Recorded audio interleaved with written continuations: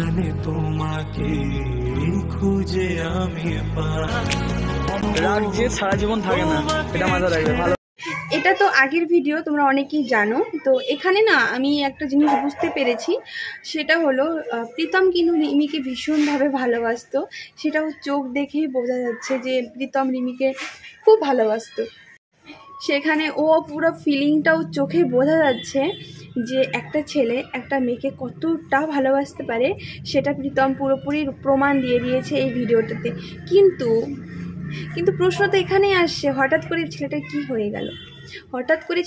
হয়ে গেল? যে ওর দিশানির সাথে ঘুরতে গেলো, তখনই ওদের ঝামেলাটা সৃষ্টি হয়ে গেছে। আজকে যখন প্রীতম দিশানিকে ডিভোর্স দিয়ে দিল, তখন প্রীতম রিমিকে বিয়ে করলো। বিয়ে করার পর হঠাৎ করে কিন্তু দিশানির সাথে ওর কিন্তু কোথাও গিয়েছিল ঘুরতে। তো যাই হোক, ঘুরতে যাওয়ার পরই তো এটা তো স্বাভাবিক, একজন হাজব্যান্ড ওয়াইফের মাঝখানে কিন্তু থার্ড পার্সন আসাটা কিন্তু একটা সবথেকে বড় সংসারের মধ্যে অশান্তিকর। তো সেখানে প্রীতম কিন্তু এটা ভুল কাজ করেছে যে দিশানিকে আবার ওর লাইফে ফিরে এনে, এটা সবথেকে বড় ভুল কাজ করেছে। এটাই যে প্রীতম কিন্তু এখানে বোঝা যাচ্ছে দিশানি রিমিকে কিন্তু ভীষণভাবে ভালোবাসতো। দিশানি যাওয়ার পরে ছেলেটা ওর চোখ দেখেই বোঝা যাচ্ছে। ভিডিওটা দেখেই আমাকেই খারাপ লাগছে যে মানে হঠাৎ করে কি হলো, এত সুন্দর একটা বন্ডিং ভাঙলো কি করে? এটা তো আগের ভিডিও, তোমরা অনেকেই জানো। তো এখানে না আমি একটা জিনিস বুঝতে পেরেছি, সেটা হলো প্রীতম কিন্তু রিমিকে ভীষণভাবে ভালোবাসতো। সেটাও চোখ দেখেই বোঝা যাচ্ছে যে প্রীতম রিমিকে খুব ভালোবাসতো। প্রীতম কিন্তু দিশানিকে বারবার বলে যাচ্ছে যে চলো ফিরে চলো, বাড়ি ফিরবে না। দিশানি কিন্তু অভিমানেই সে বলছে যাব না।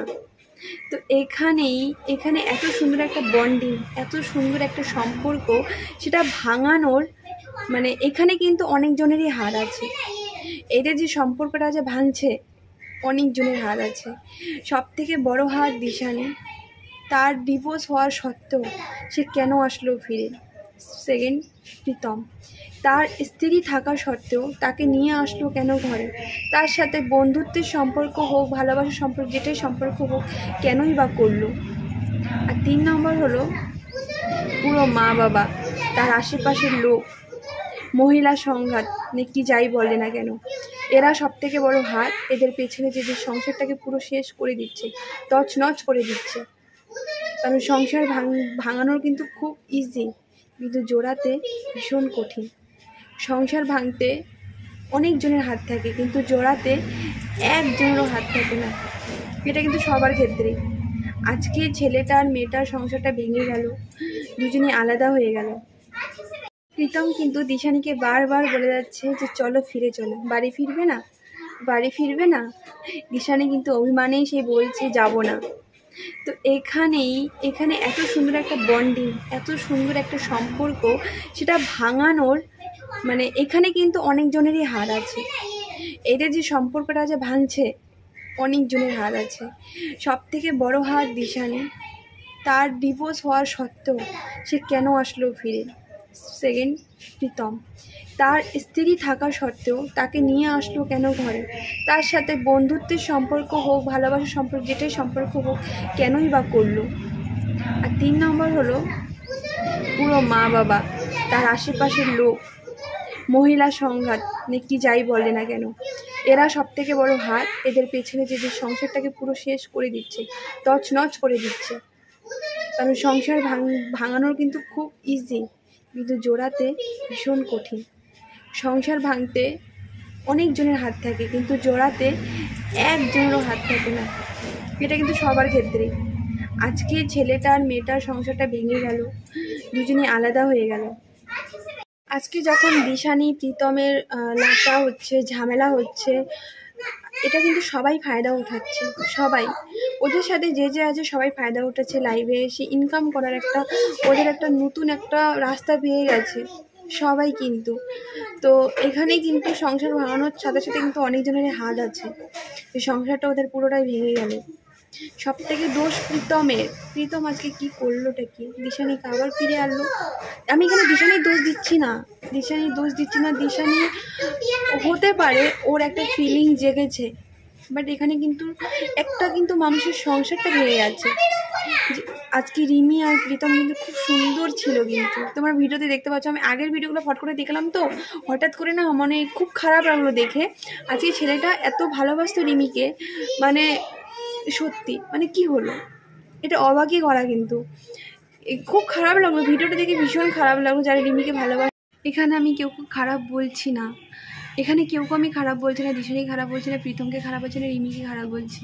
বাট কিন্তু একটা মেয়ের সংসার যে চলে গেল, ওর যে কতটা কষ্ট হচ্ছে সেটা ওই বুঝতে পারছে। তো সংসার করা মেয়ে কি না সেটা হয়তো ও নিজেই জানে। এখন আমরা তো উপরে সব দেখতে পাচ্ছি, এখন ভগবানই জানে ও সংসার করা মেয়ে কি না। মায়ের বাড়িতে গিয়ে এত কিছু করছে, ওকে কে নাচাচ্ছে ভগবানই জানে। কিন্তু এখানে প্রশ্নটা আছে, প্রীতম মানে কি করছে এগুলো? মানে আজকে ভিডিওটা হট করে আমার চোখে পড়লো তো আমার খুব খারাপ লাগলো দেখে, যে ছেলে মেয়েটাকে এত ভালোবাসে, সেই ছেলে মানে কি একসময় কিন্তু যাকে ভালোবাসে একসময় কিন্তু তাকে ঘৃণাও করতে পারে। এখানে কিন্তু সবার দোষ এখানে বেশি আছে, সংসারটা ভেঙে দিল সবাই। তো এটাই আশা করব যাতে ওরা তাড়াতাড়ি মিলে যাক, সংসারটাকে ঠিক করে রাখুক। আমি রাজি আছি, চলো ব্রিজের এবারে বেশি ওকে, চলো এবার ওর কাছে কি একবার ওকেই দেখাই চলো। কারণ ও তো আমার ভিডিওতে আসে না এখন আর, কারণ সেই আর সুযোগটা আমার দেয় না যে আমার ভিডিও তোকে রাখবো, ও তো আমার কাছে থাকে না।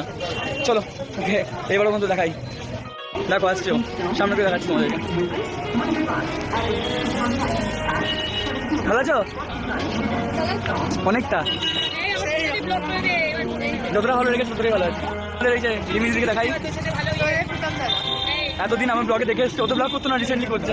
এতদিন দেখে এসছে, এখন খুঁজে পাও না আমার ব্লগে, পাবেও না, কারণ ও এখন অন্য গ্রহে চলে গেছে, এই দুনিয়া ছেড়ে ও এখন পারে বংশে চলে গেছে, ওকে আর আমার ভিডিওতে পাবে না। মনটাকে সরিয়ে কোন আমি পাঠাইনি, তুমি চলে গেছো, কারণ তোমার এগুলোটা ভালো লাগেনি। তুমি যেখানে খুশি, আমি তোমার সেখানে খুশি রাখতে রাজি আছি। যাই হোক, কিছু বলার নেই এখানে, আর কথা তো বললাম, বাট চলে যেতে হবে। বলছি বাড়িতে যাবে? তোমাকে নিতে এলাম। যাবে না? যাবে না? চলে এলাম, যাও। তুই বললাম বাড়ি যাওয়ার কথা, যাবে না, আমার আর কিছু বলার নেই। চেয়েছিলাম যদি মন চায় ওর যাক, খুশি লাগছে দেখলাম, নিজেকে খুশি মনে হচ্ছে একটুখানির জন্য।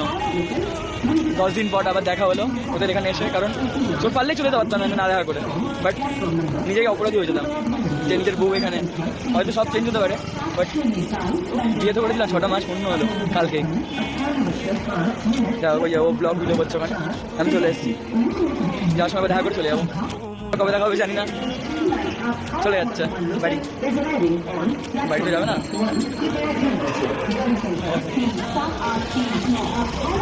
অটো তুলে দিয়ে আসি ওকে।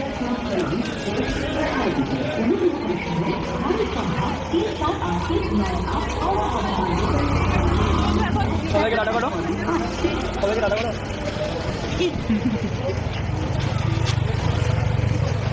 টাটা করো সবাইকে, আগে টাটা করো। না না টাটা না, দাঁড়াও দেখাবো। আমি ওকে বাড়ি যাওয়ার জন্য বলেছিলাম, বাড়ি যাওয়ার জন্য কিছু বলবো, বাড়ি বাড়ি চলে যাও। সুখে থেকো, ভালো থেকো, শান্তিতে থেকো, সারা জীবন এইভাবে ভালো থেকো, নিজের সুখ সম্পূর্ণ করো, নিজের শান্তি সম্পূর্ণ করো। আমারটা ছেড়ে দাও, আমার দেখা করে চলে গেছে, আমারটা বলছো কেন? বাধ্য না, নিজের শখ করে দিলে চলে গেছে।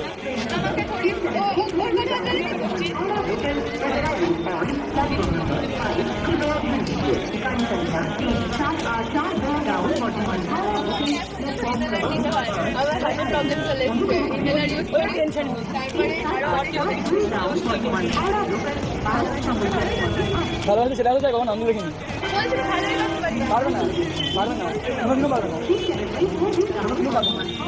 দেখো কতটা বললাম বাড়ি যাওয়ার জন্য, যাবে না। মন মানে না, মন মানে না। এমনি হাঁটি না, ভিডিওর মধ্যে হাত ধরে হাঁটি, বাড়িতে দেখতে পারবো। চলো অটো কি বাড়ি এটা তো সবই পারবে আমার। আচ্ছা আচ্ছা, হাঁটি আছে, আমি হাঁটার জন্য তুলছি, অনেক কিছু তুলছি না। আসো আসো আসো।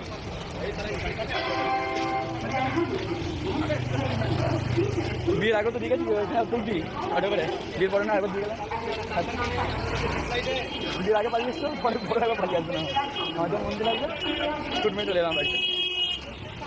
ক্যামেরাটা কেন অফ করছি সবাইকে? খানে চোখ মেলি যেদিকে তাকাই, সবখানে তোমাকে খুঁজে আমি পাই। যেখানে চোখ মেলি যেদিকে তাকাই, সবখানে তোমাকে খুঁজে আমি পাই। তাহলে এখন বলছি চলো বাড়ি চলো, চলো তোমাকে ছেড়ে আমি কি নিয়ে থাকবো, মনটাকে সরিয়ে কোনখানে রাখবো, মন মানে না,